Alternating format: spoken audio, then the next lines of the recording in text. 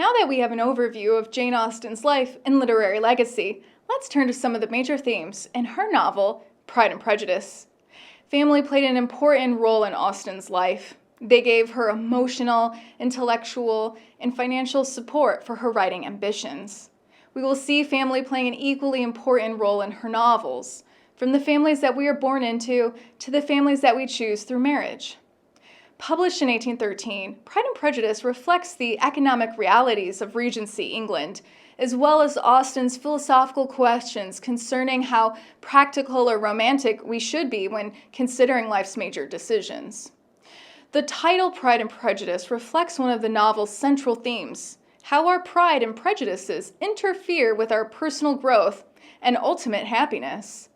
In the novel's heroine, Elizabeth Bennet, we see examples of pride concerning her family and her prejudice against people who marry for economic reasons. Essentially, Elizabeth's prejudiced views distort her judgment throughout the novel, and, at least initially, her pride stops her from being able to admit that her family's lack of propriety is more of an issue for Charles Bingley than their lack of fortune. Despite her faults, Elizabeth is a character who's easy to love. She generally behaves selflessly, lovingly, and is open to personal growth.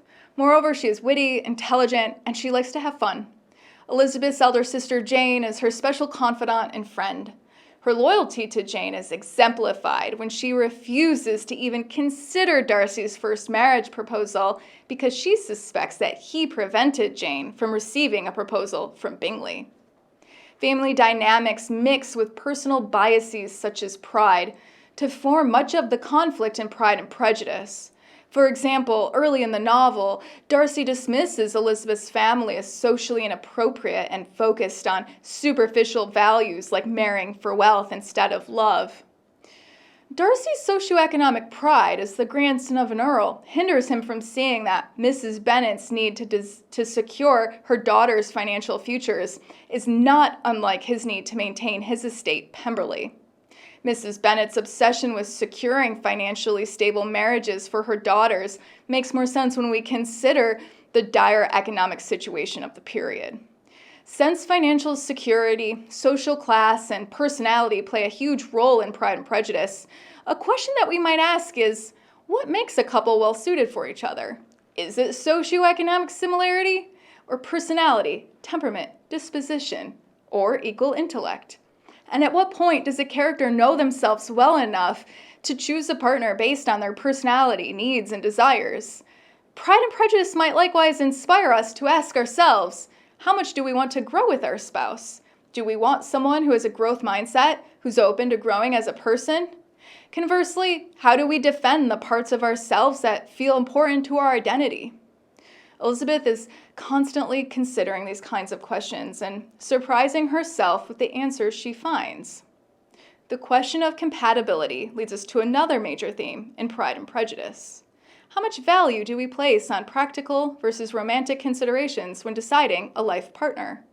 While Elizabeth is determined not to marry without compatibility and emotional attachment, her friend Charlotte explains that, quote, "I am not romantic, you know. I never was. I only ask for a comfortable home." After Charlotte marries for these practical reasons and ends up living happily, Elizabeth realizes that her friend's pragmatism in choosing a husband was not wrong. But she is still determined to choose love over money, despite the fact that she can't afford a love match. Austen therefore leaves readers with a sense that the individual should decide for themselves what kind of marriage they need based on their needs and desires. Pride and Prejudice can guide us in considering how much value pragmatism versus romanticism in our decision making, and if we need to further develop one or more of these qualities to get what we truly want out of life, as both Elizabeth and Darcy learn in the course of the novel. Thank you for listening in, and please join the Cornerstone faculty and students on November 11th when Convos presents Pride and Prejudice.